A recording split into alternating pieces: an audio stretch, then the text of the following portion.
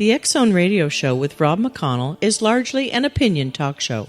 All opinions, comments, or statements of fact expressed by Rob McConnell's guests are strictly their own and are not to be construed as those of the X-Zone Radio Show or endorsed in any manner by Rob McConnell, Relmar McConnell Media Company, the X-Zone Broadcast Network, its affiliated networks, stations, employees, or advertisers.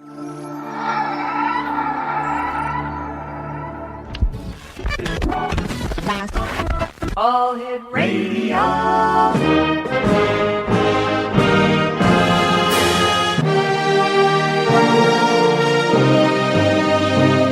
Welcome to the X-Zone, a place where fact is fiction and fiction is reality. Now, here's your host, Rob McConnell. Welcome to the X-Zone, everyone. My name is Rob McConnell, and for the next 4 hours, I'm your host and your guide as together we cross the time-space continuum to this place that I call the X-Zone. It's a place where people dare to believe and dare to be heard. It's a place where fact is fiction and fiction is reality. And the X-Zone comes to you Monday through Friday from 10 p.m. Eastern until 2 a.m. Eastern on the Talkstar Radio Network, X-Zone Broadcast Network, UK High Definition Radio, Euro High Definition Radio, Star Cable, and our growing family of broadcast affiliates right across Canada, the United States, Central America, the Caribbean, South America, the Pacific Rim, Asia, India, Africa, and Europe. By the way, our fourth largest listening audience worldwide is in India. The United States, number one. Canada, number two.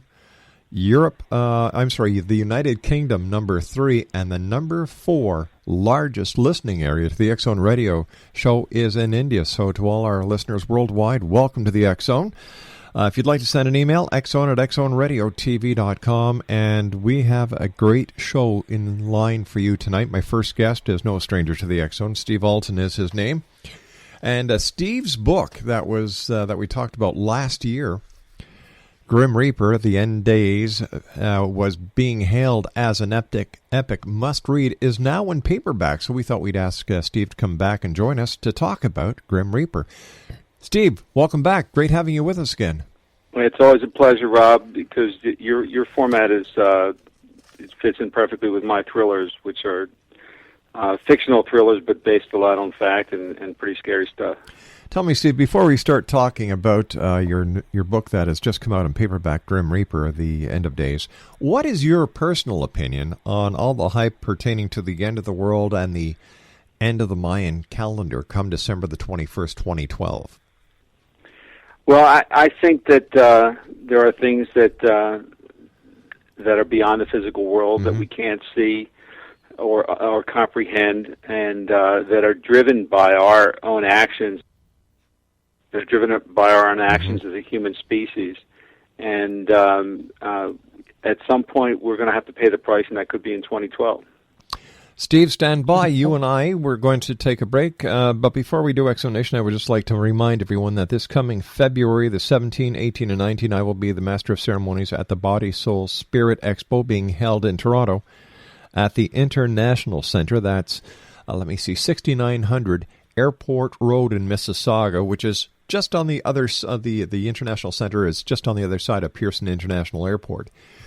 If you'd like to find out how you can participate, any information about the expo, or where to see an expo is going to be in your area and when, visit www.bodysoulspiritexpo.com. That's www.bodysoulspiritexpo.com. My guest this hour, as I said, Exonation, is going to be back with us on the other side of this commercial break, is Steve Alten. We're talking about Grim Reaper, End of Days.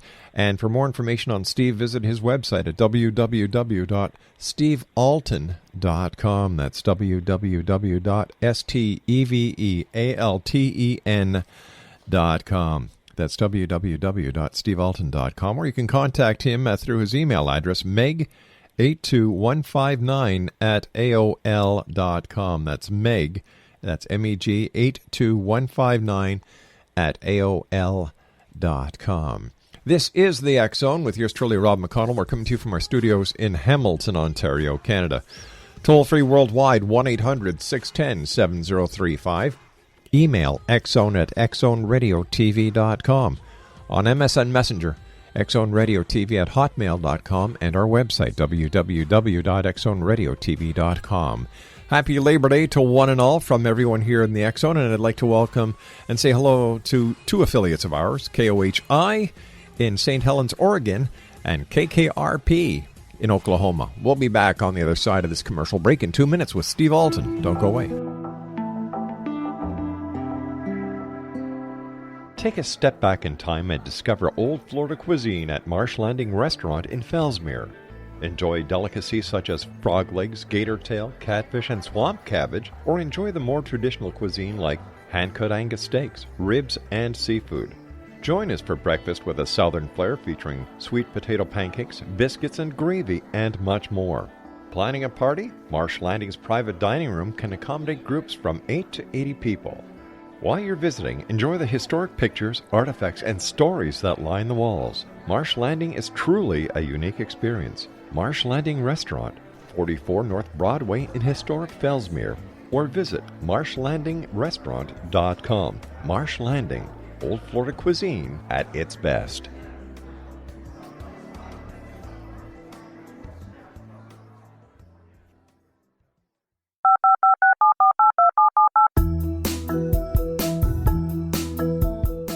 Did you know that when you're on the road with limited data or Wi-Fi, you can still listen to the X Zone Radio Show with Rob McConnell, The Science of Magic with Gwilda Wiyaka, X-1, Dimension X, Space Patrol, and every minute of the X Zone broadcast network by calling 213-401-0080, courtesy of Audio Now.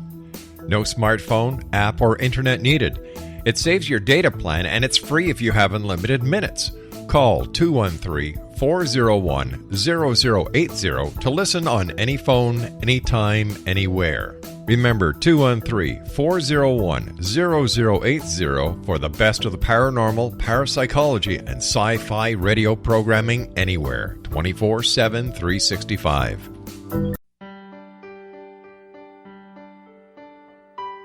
We all desire health, happiness, and fulfillment, but often get in our own way. Repeated patterns that leave us out of control can keep us feeling powerless, frustrated, and unable to move forward in spite of our best efforts.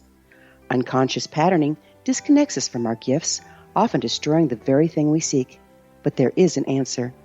We can take charge of our destiny and heal the trauma of our history. Shamanism is an effective ancient modality that can reconnect us with our true selves, empower the creation of our dreams, and return us to health and balance. Cody Alexander is a certified shamanic practitioner and teacher. And welcome back. Steve Alten is our special guest. We're talking this part of the show with Steve about his book, Grim Reaper, End of Days. It was started by Variance Publishing. To schedule and Steve, who exactly or what exactly is the Grim Reaper? Well, the Grim Reaper, the legend of the Grim Reaper, actually was established about 666 years ago, and that's an important number there, because 666 years ago there was an event that paralleled the things that we are going through today. Greed ran amok, dividing society into the haves and have-nots. Political corruption was manifested, fueled distrust among the masses. Immorality festered in the Catholic Church, and hatred became a tool of false prophets justifying acts of violence against minorities and immigrants. And these things were happening in the 14th century in Europe, exactly 666 years ago, just before Black Plague wiped out over half the world's population. Now, if you know anything about the Black Plague, you know that it started in Asia and moved east into Europe, into Africa, and it was an end-of-days event. And all these things that happened were precipitated by the state of society, that again, the greed and corruption and immorality that festered in human society. The Grim Reaper came out of all the death, that as these people were dying of bubonic plague, and a really nasty plague that just swept across the nations, the survivors would visualize this angel of death, dressed in a black cloak and carrying a scythe, dancing the dance of the macabre, and all the paintings that followed through the survivors of the Black Plague would depict the Grim Reaper. Is this all pointing to Judgment Day is the Grim Reaper part of the apocalypse that so many people are talking about today? Well, in the Bible, it states that the end of days event will be preceded by the angel of death that will walk the earth, and that event has happened twice in our history. The first time, if you believe the Bible stories, it happened in the days of Noah, when again greed and corruption and hatred were fueled by the masses, and Noah built himself an ark not to escape the rains, the floods that fell, but to bind himself in this wood so that the angel of death couldn't get to him. The second event happened, as I described, 666 years ago from 2012, when the angel of death again walked the earth in the form of the Grim Reaper, and bubonic plague nearly wiped out man. And the third event, which is described in Grim Reaper End of Days, will happen in 2012, when it will be caused by a man-made plague. In the book, it's called Scythe. It's a variation of bubonic plague, which is being developed in Fort Detrick, Maryland, at taxpayer expenses here in the United States, and is going to be unleashed in 2012 in New York City. Biological warfare? An experiment gone awry? It was developed for biological warfare. Its user is a woman named Mary Klepote, who believes that she is the tool that will bring upon revelations, and she unleashes it at the UN when meetings are going on to try to curb Iran from developing their nuclear weapons. And through all this hatred that's going on, the plague runs amok in Manhattan. The city is shut down. The bridges are blown, and the tunnels clogged up, and to keep 3 million people in the city. And the Grim Reaper, the angel of death, is walking amongst the people in Manhattan, with dawn set to either resolve this situation or bring this contagion on to the rest of the world. You know, your book is a novel, but it sounds as if it's a prophetic rite, because a lot of what you've written about in your book are happening in today's world. How does that make you feel? Well, it's as an author, I try to bring certain things to the public's eye. Mm-hmm. One of the things that are brought forward in Grim Reaper End of Days is the fact that in 2001, following the 9/11 attacks, anthrax attacks occurred in the United States. They occurred with the anthrax was sent to Senators Daschle and Leahy and members of the media. And who sent these anthrax attacks? Well, we were led to believe by the FBI / CIA that it was a lone guy working out of Fort Detrick, Maryland. But the truth of the matter, and it's revealed in Grim Reaper End of Days through one of my contacts, is that the anthrax was weaponized. And in order to weaponize anthrax, when I say weaponize, it means that it wasn't just anthrax. It was spores that were weaponized that could be placed on pamphlets and dropped over, say, Iran or some other Middle Eastern country or any country that would spread anthrax through the countryside. That's weaponized anthrax. There's only one lab in the world that's capable of weaponizing anthrax, and that's Battelle Labs in Ohio. And Battelle Labs is a CIA-run lab that were kept out of the anthrax hearings because the FBI didn't want them introduced. And all that information is leaked in Grim Reaper End of Days, sort of like a WikiLeaks of fictional stories. You know, we're coming up to the 10th anniversary of the events of September 11th, 2001, Steve. How have you seen the world around you change because of those events? Well, primarily, we've been engaged in 2 wars for the last 10 years that have cost trillions of dollars and millions of lives, and all those things are negative aspects of society, negative aspects of the human ego that were brought about by the human ego, and have changed the world, have brought the scales of justice and evil into not just an even foray, but have weighed the scales towards evil, and those are the things that are leading to the climax in 2012 when there will be a judgment day, or there will be a reckoning. There will be some type of change in society that has to take place, because we just can't keep going on the way we're going on. What was your inspiration for writing your book, Grim Reaper, End of Days, Steve? Well, the inspiration came from Dante's Inferno, which is a classic that took place right before the bubonic plague hit 666 years ago, and Dante's Inferno really is a journey of the human soul toward cleansing. And in the story Grim Reaper, End of Days, the hero of the story is a U.S. soldier who has toured towards the duty in Iraq. He left his wife and child after 9/11 to go fight in these wars, because he felt that he needed to bring vengeance upon the Muslim world. And he comes back disheartened and disenchanted and missing his left arm. And his soul has been tarnished. And when bubonic plague breaks out, of all people in New York, he's the one who ends up with the vaccine. And he has to go through Manhattan, cross Manhattan, from the north to the south, through what he visualizes are the 9 circles of hell that Dante wrote about, in order to cleanse his soul. So it's a pretty deep story, and it's a very layered story, and I think people who read the story are going to come away thinking, wow, that was pretty insightful. What is the main focus that you would like people to leave with after they read your book? Is your book does the book prepare people for what could possibly happen in the future? Well, everybody has a soul, and everybody's soul gets tainted and needs to be cleansed, and I think one of the things I reach into in the research is an ancient wisdom that is that older than any religion, that as a spiritual religion, spiritual teachings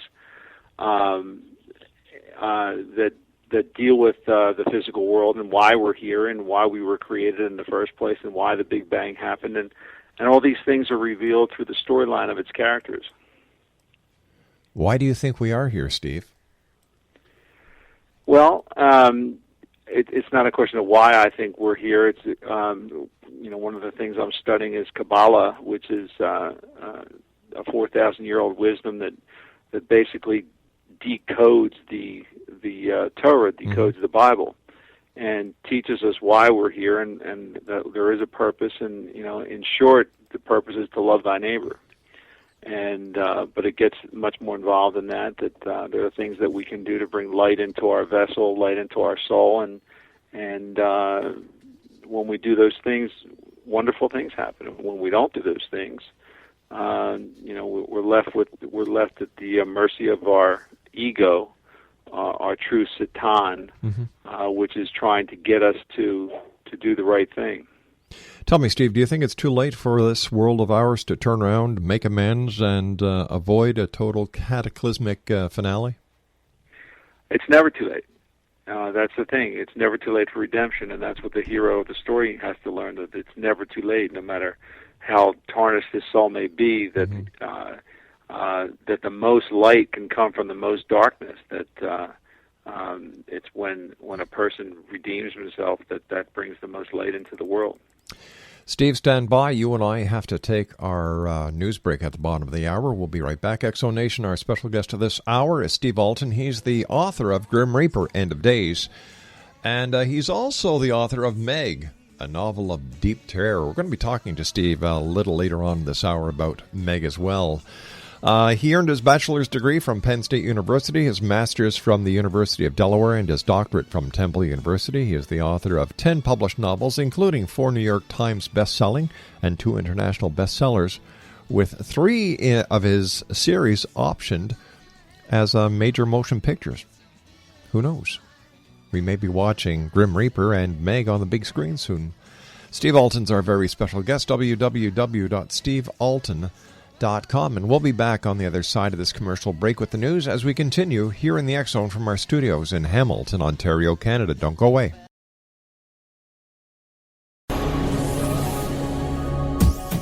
This This is the X-Zone Broadcast Network, broadcasting worldwide on broadcast affiliates and satellite program providers, including CNN Broadcast Network, Sirius Satellite Network, Star Media, Good News Radio Network, Angel Broadcast Network, Wiki Broadcast Network, and WPBN TV. For more information on the X-Zone Broadcast Network, visit us at www.xzbn.net.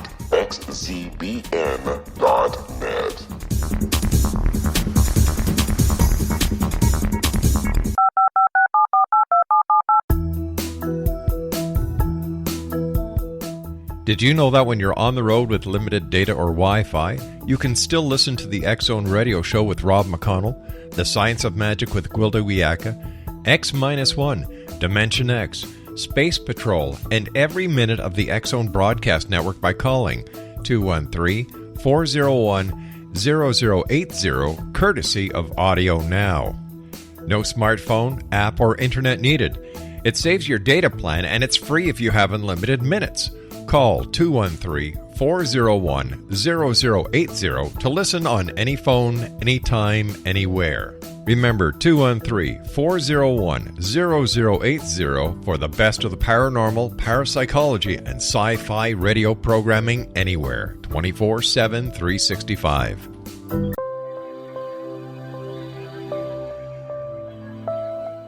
There's a legend shared by many indigenous cultures of a time when the nations were cast to the four corners of the world. Each nation was given a body of sacred knowledge that held a different portion of the truth to preserve. True reality could not be known until all the nations reunited, combining the information. If a single one was missing, the world could not be reborn and darkness would prevail. The Science of Magic Radio is dedicated to reuniting the sacred knowledge. With the understanding, none of us has all the answers, but together we can open new perceptions and possibilities. Through our combined vision, the world can be reborn into a place where darkness no longer prevails. Join me, Gwilda Wiyaka, and the Science of Magic daily on the X-Zone Broadcast Network, xzbn.net, or visit us at thescienceofmagic.net.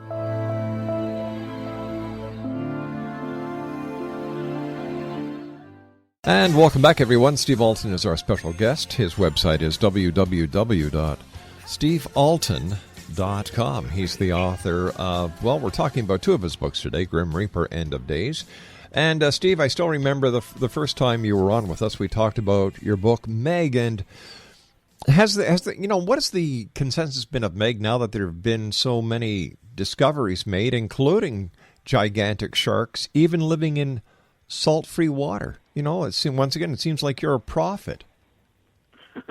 I don't know if I'm a prophet, but I try to do ample research into all my stories, and with Meg, we're dealing with the unexplored realms of the deep sea trenches and things that have, the reality is that we've only explored 1% of the deep and 5% of the entire oceans, which cover 70% of our planet, and so we really don't know what's down there. And Megalodon was not a dinosaur shark; it was around 30 million years ago, and only disappeared over the last 10,000 to 100,000 years.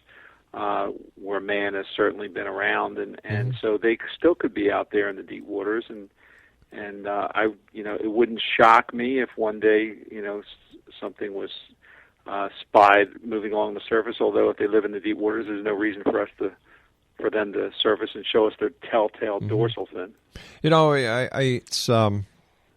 Wasn't there a fish discovered off the coast of Africa a couple of years ago that they believed had been extinct for millions of years?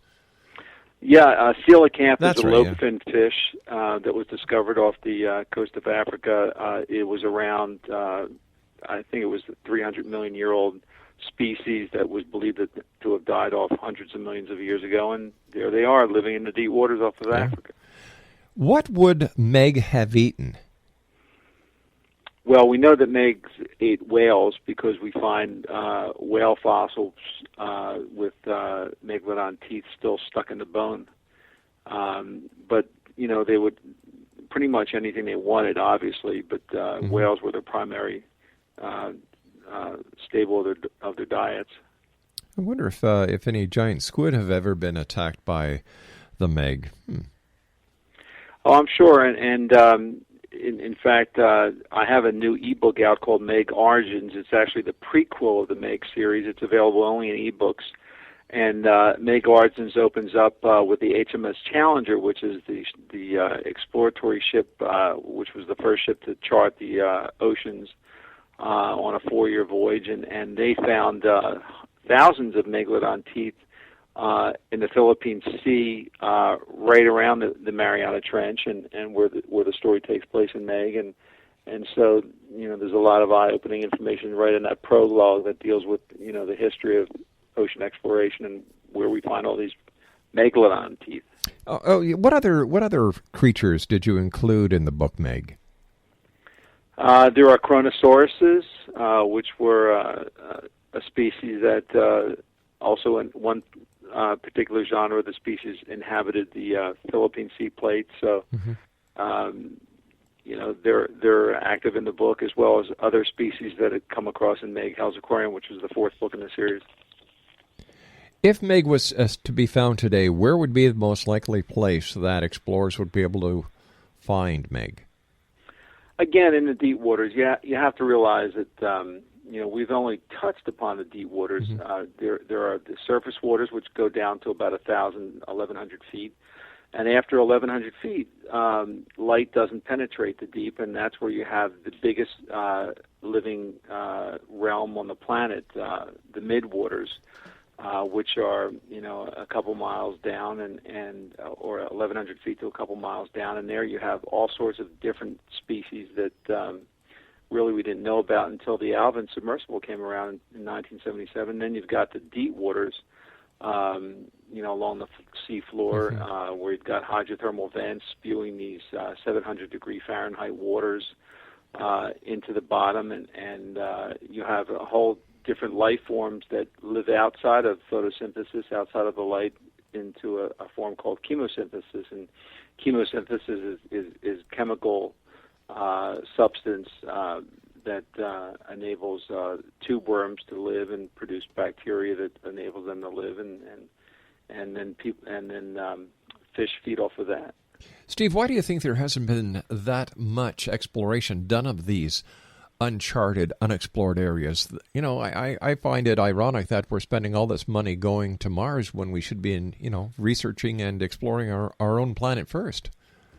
Well, we should be doing both, but the problem with exploring in the deep waters is the water pressure. Water weighs a lot when you get down that far, and the water pressure in the Mariana Trench, which is the deepest part of the ocean, is 7 miles down, and it's 16,000 pounds per square inch of pressure. Wow.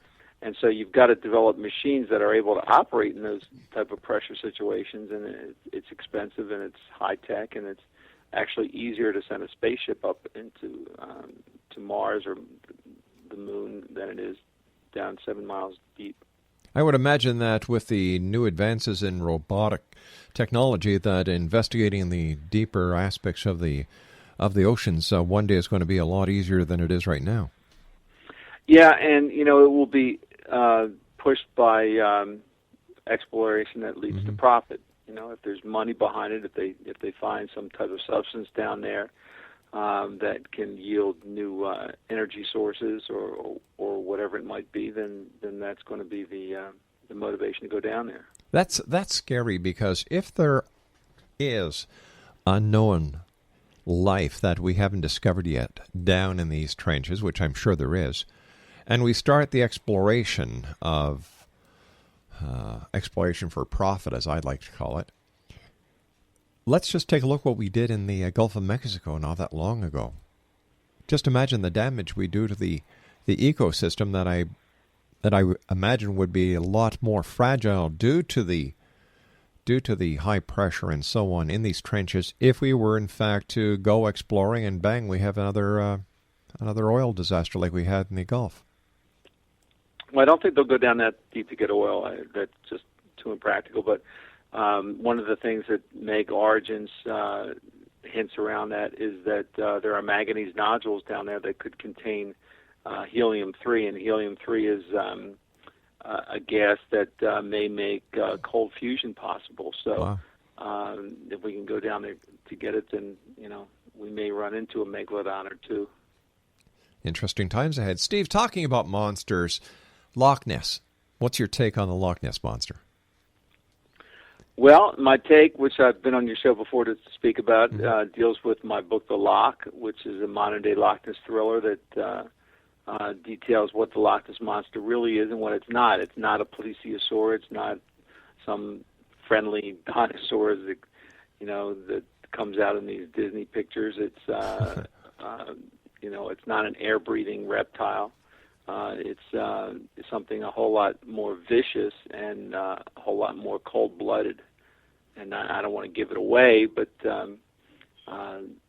my scientific explanation is based on some studies that have gone on in Loch Ness over the last 10 years. So do you think that the Loch Ness monster is being misidentified? Oh, purposely, because, you have to realize that in the Loch Ness is the number 2 tourist attraction in all the United Kingdom.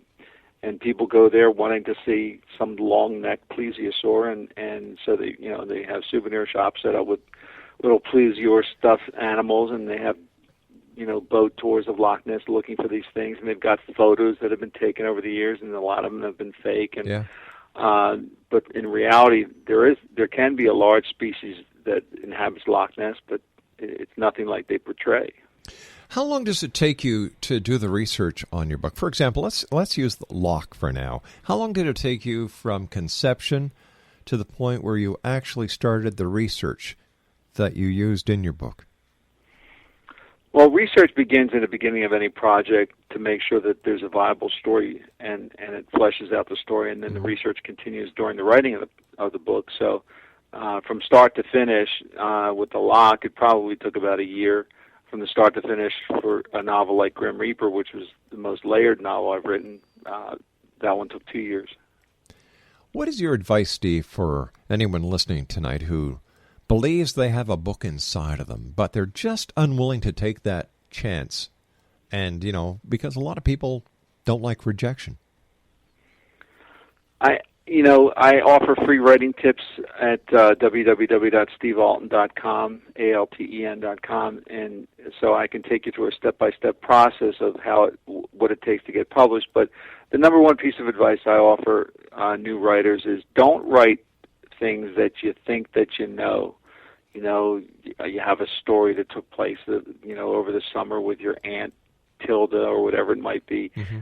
Write about things that you like to read. Write about things that you think other people would like to read, and then go out and do the research and learn your subject. Because if I were to write about things that I know, it wouldn't be a very long book because I just don't know that much. But you have tools like the internet that you can, when you have an idea, will flesh out your novel and bring research and science into the book that that will make the story believable.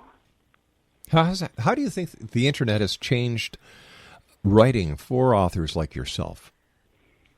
Well, again, it's the most valuable tool that I have because it enables me to research details. For instance, when I was writing Grim Reaper, the story takes place in Manhattan. Well, I'm from Philadelphia. I'm not really that familiar with Manhattan, so I printed up, pieced together a giant map of Manhattan, and so when my characters are walking the streets, I'm walking the streets with them.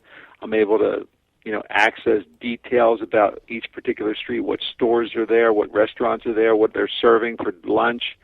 And so, I want to make it as realistic as possible. I don't want to just create something out of thin air. I want something that's based on reality so that when I create the fiction part of the story, it's a lot more fun for the reader to read.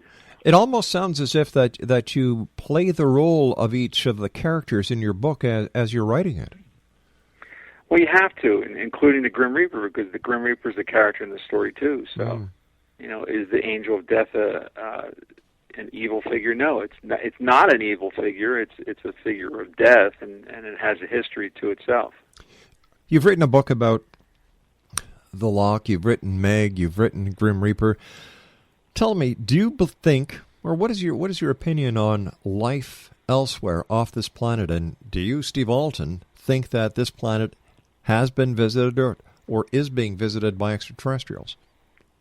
Yeah, I mean, it's funny that you mentioned that because I've got a book that has been people have been waiting for a while. The third book in the Domain trilogy called Phobos, Mayan Fear, and the Domain trilogy is about 2012 and the Mayan prophecy, and the hardback of Phobos, Mayan Fear will be out in October. And one of the through lines of the story is that not only have we been visited by extraterrestrials, but they'll play an important part in 2012.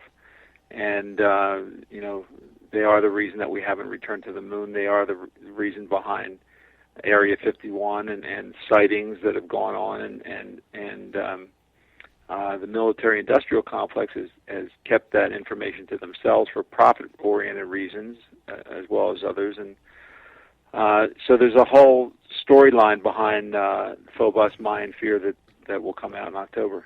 Sounds exciting, Steve. Stand by, my friend. You and I have to take another commercial break.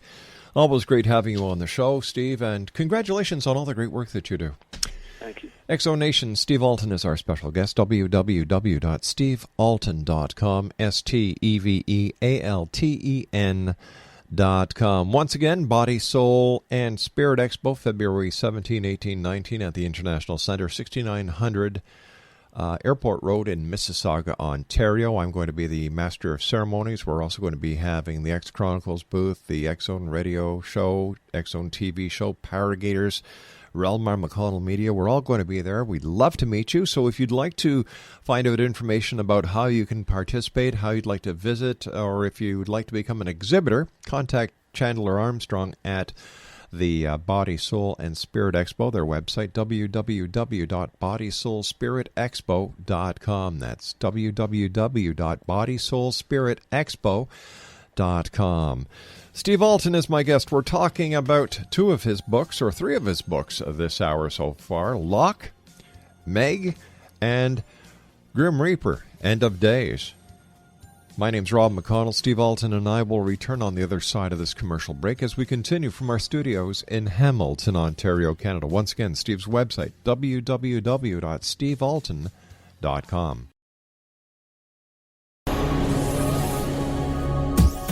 This is the X-Zone Broadcast Network, broadcasting worldwide on broadcast affiliates and satellite program providers, including CNN Broadcast Network, Sirius Satellite Network, Star Media, Good News Radio Network, Angel Broadcast Network, Wiki Broadcast Network, and WPBN TV. For more information on the X-Zone Broadcast Network, visit us at www.xzbn.net.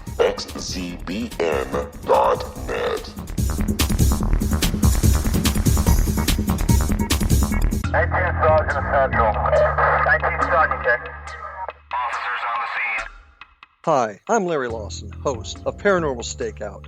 With over 36 years in law enforcement, I have learned a few things. The most important is the proper gathering and preservation of evidence is vital to putting the bad guy behind bars. It's no different in the world of paranormal investigation. Whether it's the search for the afterlife, cryptozoology, UFOs, and extraterrestrials, how we gather the evidence, preserve that evidence, and present it to a jury of our peers will make the ultimate difference in proving the existence of worlds and entities that are beyond our imagination.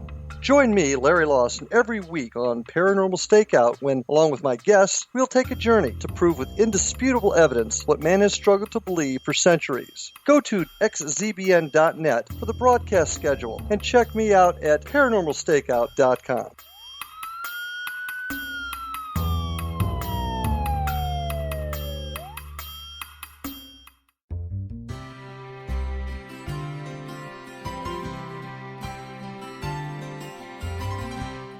True healing must address 4 levels: physical, emotional, mental, and spiritual, for us to live joyful and productive lives. We tend to treat 3 of the 4, leaving the spiritual languishing. If you're tired of the same dysfunctional patterns cropping up in your life, Soul Balancing is for you. Trixie Phelps, owner and founder of Soul Balancing, is a naturally gifted energy healer trained in numerous esoteric forms, including shamanism. Trixie has created a powerful modality that safely and effectively clears your energetic field. A soul balancing session can remove interference, heal trauma, and restore your hope. Contact Trixie for a life-changing long-distance session today. www.soulbalancing.world.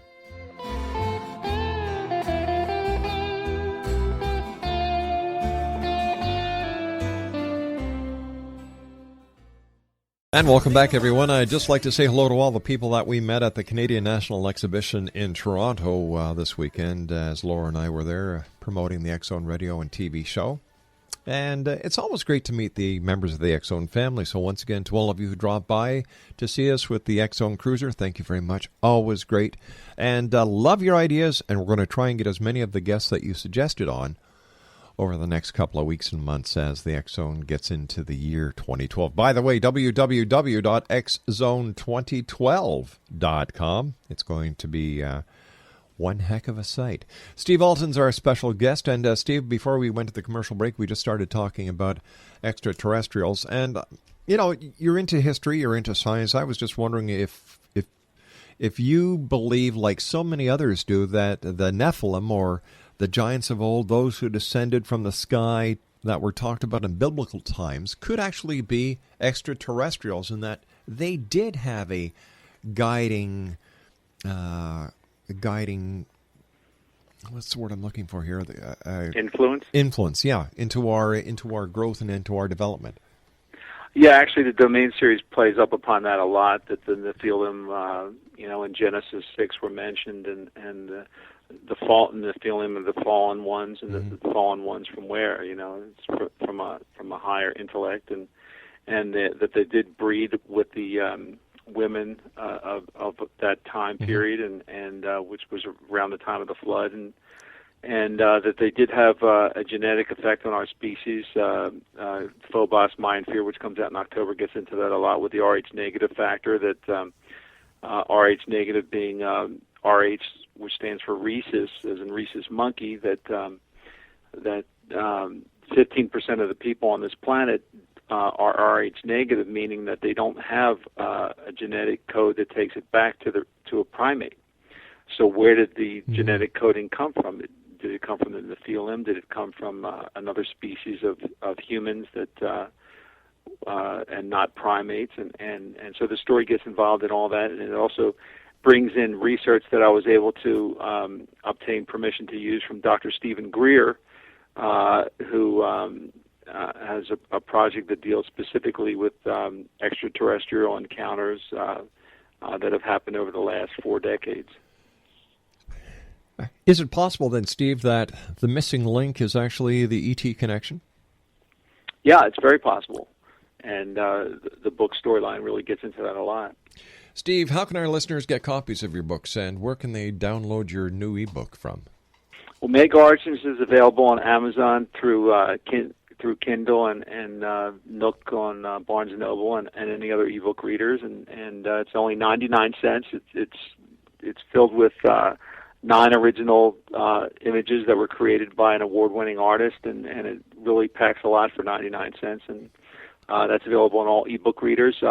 Grim Reaper End of Days just came out last week in paperback, so that's available through Tor Forge Books, St. Martin's Press, and the big one, the hardback that's coming out, the third part in the Mayan Doomsday series, which deals with extraterrestrials, Phobos, Mayan Fear, can be ordered now, but it won't be out until October 10th. Steve, as always, great having you on the show. Thanks very much for joining us, and we look forward to the next time you join us here in the X-Zone. Thank you, Rob. I do appreciate it. Take care, Steve. X-Zone Nation, great guy. Steve Alten, www.stevealten.com, SteveAlten.com. We'll be back on the other side of this news break at 6.5 minutes past the top of the hour as we continue here in the X-Zone with yours truly, Rob McConnell. 1-800-610-7035, worldwide toll-free. Email xzone@xzoneradiotv.com. On MSN Messenger, xzoneradiotv@hotmail.com. And our website, www.xzoneradiotv.com.